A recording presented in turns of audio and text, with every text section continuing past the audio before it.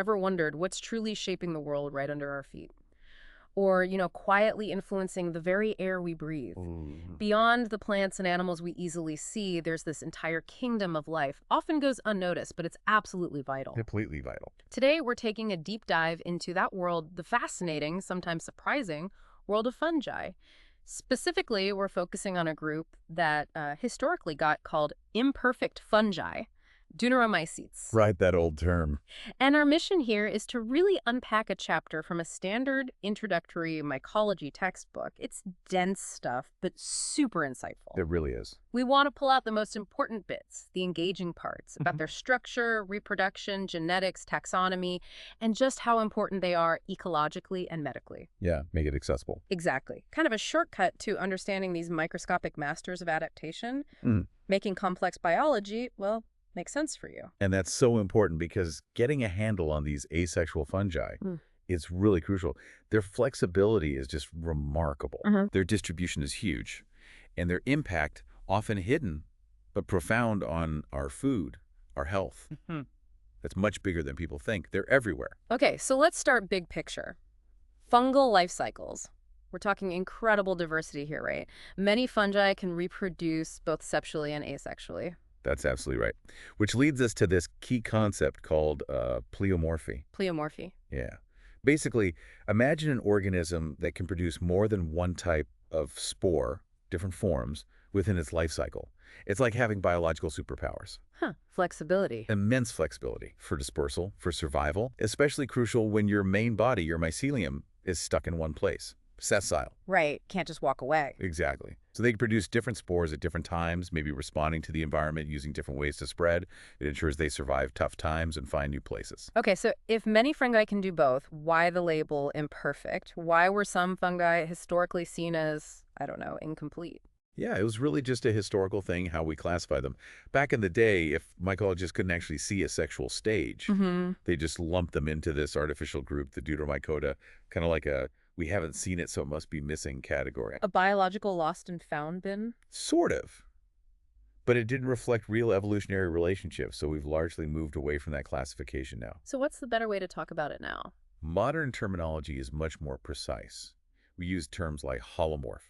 That's the fungus in all its known forms, the mycelium, the sexual state, the asexual state, everything. A whole package. The whole package. Yeah. Then the teleomorph is specifically the sexual stage, the one producing meiotic spores, what used to be called perfect. Okay. And the anamorph is the asexual stage, the mitotic one, Yeah. the imperfect one. Got it. And here's a cool detail. Okay. If we only know a fungus from its asexual anamorph state, that anamorph is actually considered its holomorph because, well, that's all we know of it. I see. And we also talk about orphan anamorphs. These are asexual forms where molecular data strongly links them to known sexual groups, even if we haven't found their specific sexual partner yet. That definitely clears things up. But if having both ways to reproduce is common, how does a fungus actually lose the ability to reproduce sexually? That sounds like a pretty major evolutionary shift. It is a major shift, and it's a really interesting area. There are a few ideas. Sometimes it might be something as simple as a single gene mutation. Something breaks in that complex sexual pathway. Just one small change. Potentially. Or it could be the random loss of multiple genes needed for fertility. Hybridization, when two different species cross, can sometimes result in sterile offspring that can only manage asexual reproduction. And there's this fascinating mechanism called episodic selection, especially in places humans have disturbed. Imagine one super successful asexual clone just takes over. Outcompetes everyone else. Right. It becomes so dominant that the other mating types needed for sex just disappear or become incredibly rare.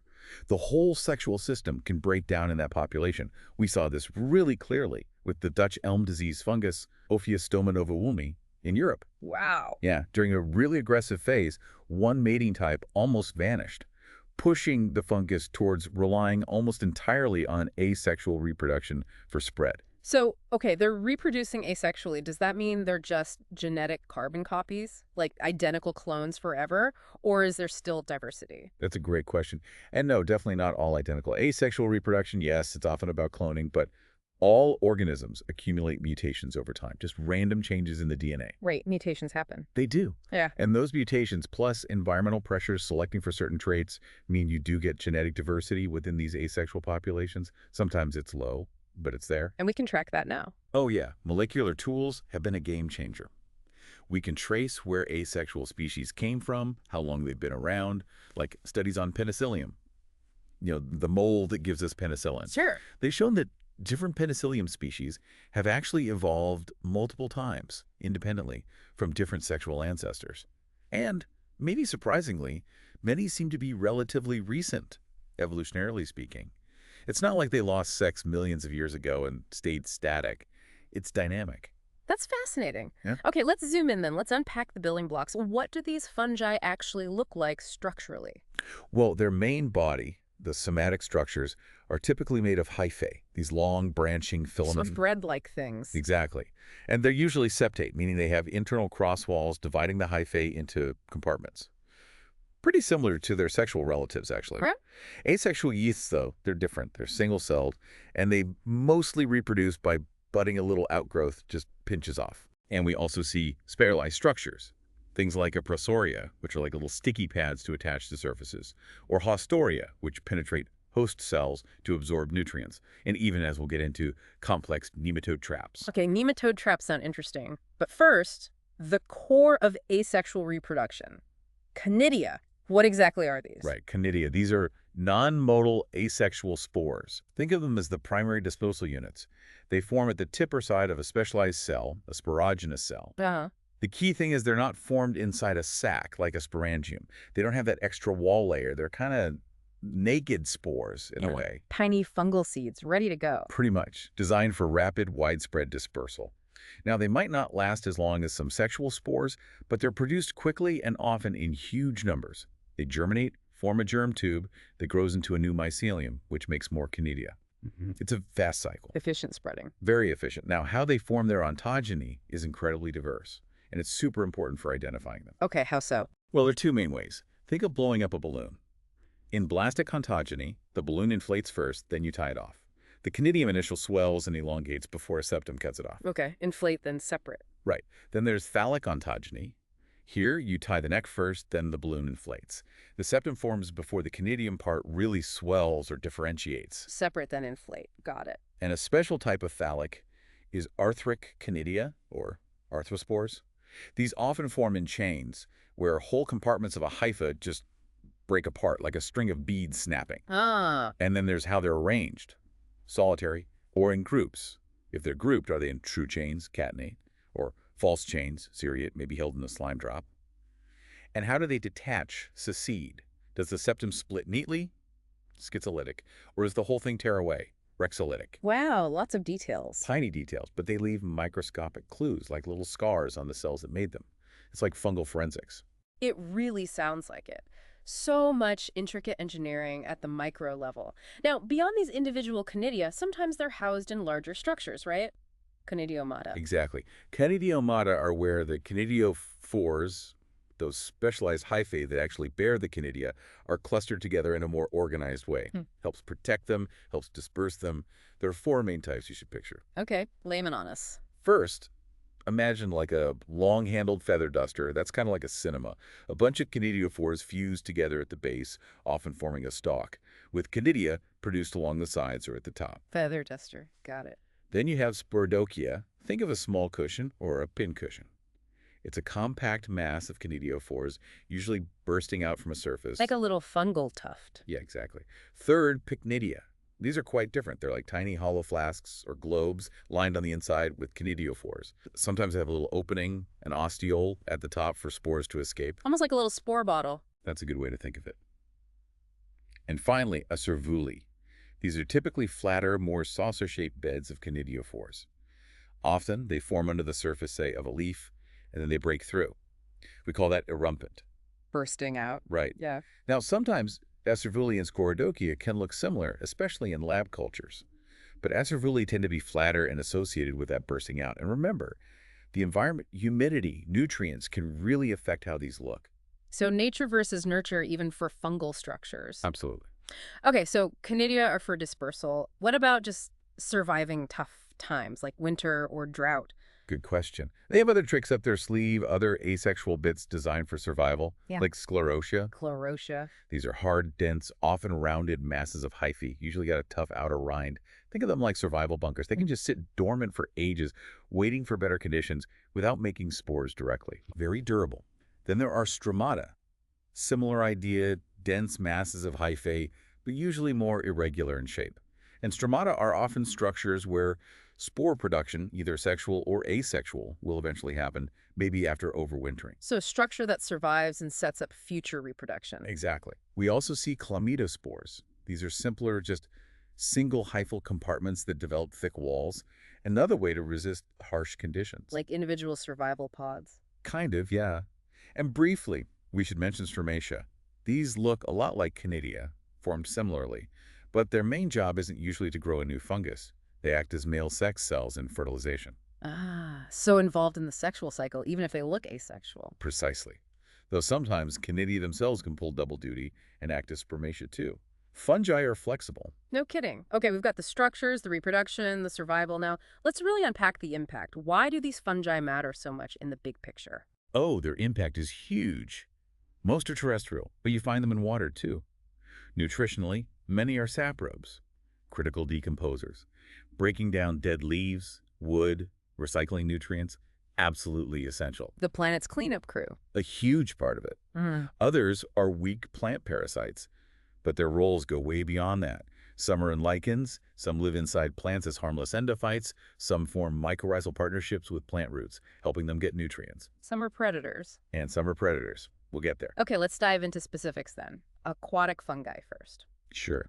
Let's talk about Ingoldian fungi, found in fast-flowing streams, on submerged leaves and twigs.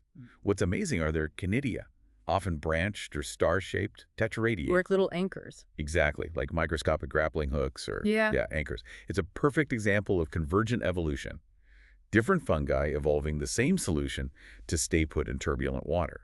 They're crucial for breaking down leaves in streams, making them tastier for insects. Improving the food chain. Definitely. Then you have the aeroaquatic fungi, or Helicosporus fungi. These guys like still water. Their conidia are often these beautiful, intricate 3D-shaped spirals, cages. Wow. They form right at the air-water interface. And the shapes trap air, making them buoyant, helps them disperse on the water surface. Fungi with a twist, they're sometimes called. Okay, now for the really wild part. Predator fungi. The nematode trappers. Right. This is just fascinating stuff. Often found in low nitrogen soils, so they supplement their diet by trapping and consuming tiny worms, nematodes. How do they do it? Different strategies. Some are endoparasites. Their spores get eaten by the nematode, germinate inside, and, well, consume it from within, like verticillium or miria. Gruesome. A bit, yeah. Others are active predators. They make extensive mycelium in the soil and have specialized traps. Some, like species of Dactylella and arthrobotres, form constricting rings. Like tiny lassos. Exactly. A nematode swims through, touches the inner surface, and bang. The ring cells inflate instantly, trapping it. Others make sticky adhesive nets or knobs. The nematode just gets stuck. Incredible. And what's amazing is this trapping ability has evolved independently in different fungal groups. The Chytridiomycetes, Ascomycetes. It's clearly a successful strategy. Nature finding similar solutions. Wow. And what about insects? Fungi have big connections there too. Oh, huge connections. Everything from just hitching a ride on an insect for dispersal to complex partnerships to deadly infections. Tell me about the deadly ones first. Okay, the necrotrophic parasites. Fungi like Beauveria bassiana causes white muscadine disease or metarhizium. These are insect pathogens. They produce toxins, enzymes that break down the insect's cuticle. Very effective. Biological warfare at the micro level. Pretty much. They're even used or explored for biological pest control.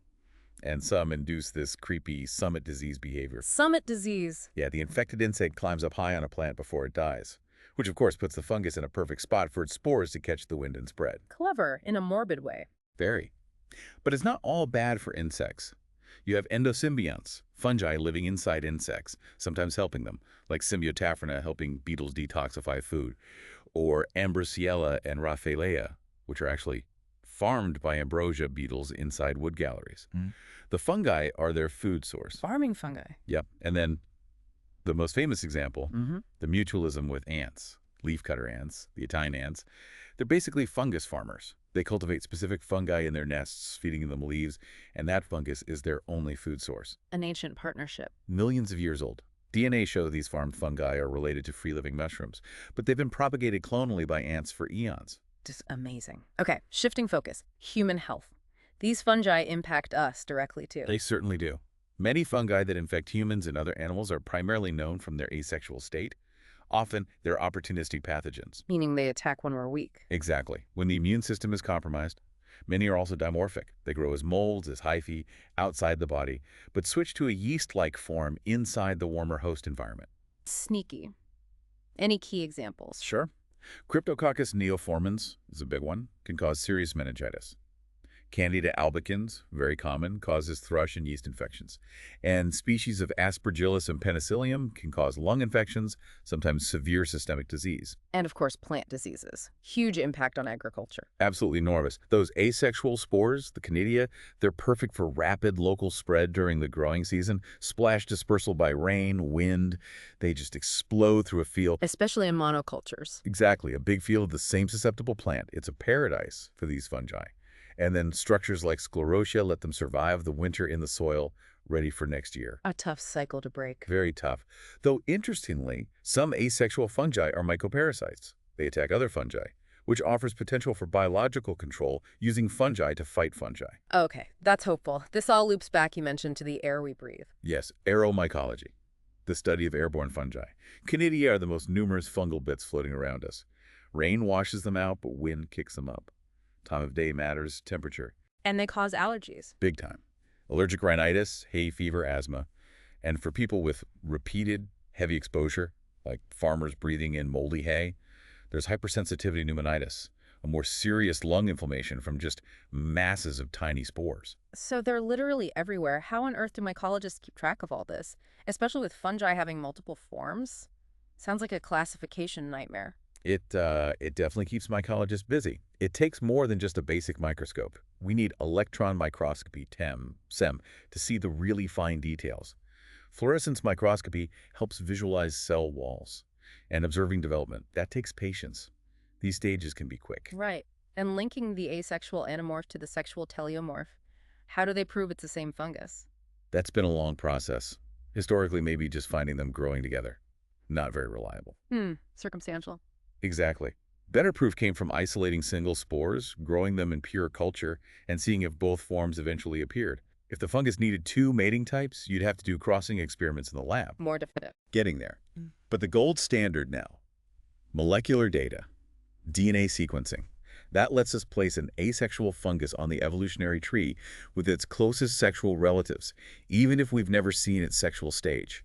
It's revolutionized fungal systematics. So DNA cuts through the confusion. How did that change the formal naming rules, that Deuteromycota group? Right, that caused huge debates.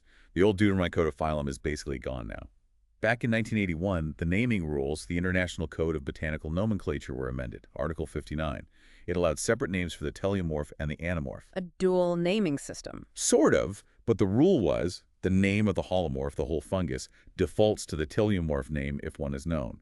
It was a practical fix when we didn't know all the connections. Now, though, with DNA data flooding in, the push is towards a truly natural system, grouping asexual fungi with their sexual relatives under one name reflecting their true kinship. Makes sense, although those informal names. Oh, yeah. Terms like Hyphomycetes for molds with exposed canidia, or Coulimycetes for those with pycnidia or Esservilli.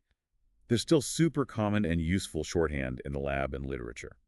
Okay, let's make this concrete. Can you give us a quick tour, connect some of these concepts to actual fungal groups people might have heard of? Absolutely. Let's start with Ascomycetes. Even some early diverging ones, like Cytoella, seem to be purely asexual. And plant pathogens like Taphrina have yeast-like asexual stages. The true yeasts, Saccharomycetes, include Candida albicans, that important pathogen budding asexually. Right. Then the clustethecial group includes Penicillium and Aspergillus, famous for those brush-like structures making chains of Canidia phyllides. And they make sclerotia, sometimes packed with mycotoxins. The Inogenales have really unique arthric Canidia that break apart in a special way, rexolytic succession. Okay. The parathecial Ascomyces, huge group, tons of anamorphs. Includes things like Trichoderma, common in soil, used for biocontrol, making enzymes. Verticillium causes plant wilts, and Fusarium. Fusarium sounds important. Oh, it is. Big plant pathogen causes wilts. Like Panama disease in bananas, it often makes two kinds of conidia, big crescent-shaped macroconidia and tiny oval microconidia. And fungi, like Chytridium, cause anthracnose diseases, producing slimy conidia in those zosso-like acervuli. What about the cup fungi group, the apothecial ascomycetes? Good example there is Botrytis cinerea. Causes gray mold, but also the noble rot on grapes for dessert wines. And remember, Orbilia, that sexual fungus linked to the nematode-trapping Arthrobotrys anamorphs, shows how one lineage can spin off wildly different asexual forms. Amazing adaptability. Totally. And the loculoascomycetes, lots of plant pathogens here, and major airborne allergens like alternaria and cladosporium. Many have complex brick-like spores called myrriform conidia. Septoria, a big wheat pathogen, makes its conidia inside pycnidia. So loads of ascomycetes have prominent asexual stages. What about the other big group, the Basidiomycetes, the mushrooms and relatives? They do too, though maybe less famously sometimes.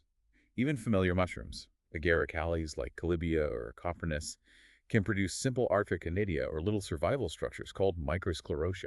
Ah, didn't know that. Yeah. Many wood decay fungi, the Aphelophorales, can actually be identified just from their unique anamorphs grown in culture. Some make huge sclerotia, like Wolfoporeococos, which was actually used as food in medicine. Wow. Soil pathogens. Sclerotium ralphsi causes southern blight. Its sexual state is athelia. And Rhizoctonia solani is a massive crop pathogen with a really complex genetic structure, often grouped by how they're hyphifuse and anastomosis groups. And medically? We mentioned Cryptococcus neoformans, the meningitis-causing yeast. For years, we only knew the asexual yeast form, then discovered its sexual basidiomycete state, Phyllobacidiella. And finally, think about rust fungi. Plant diseases again. Right. They have super complex life cycles, often with multiple spore stages. Many of those stages, like the esiospores, function as repeating asexual spores to spread rapidly during the season. And some rusts seem to have lost their sexual stage entirely. What an incredible journey through this often overlooked part of the fungal kingdom. It's so clear they're anything but imperfect. Their diversity, their adaptability, the sheer complexity. It's mind-boggling. It really is. From decomposition, nutrient cycling, to causing disease, but also forming these vital ancient partnerships with insects and plants.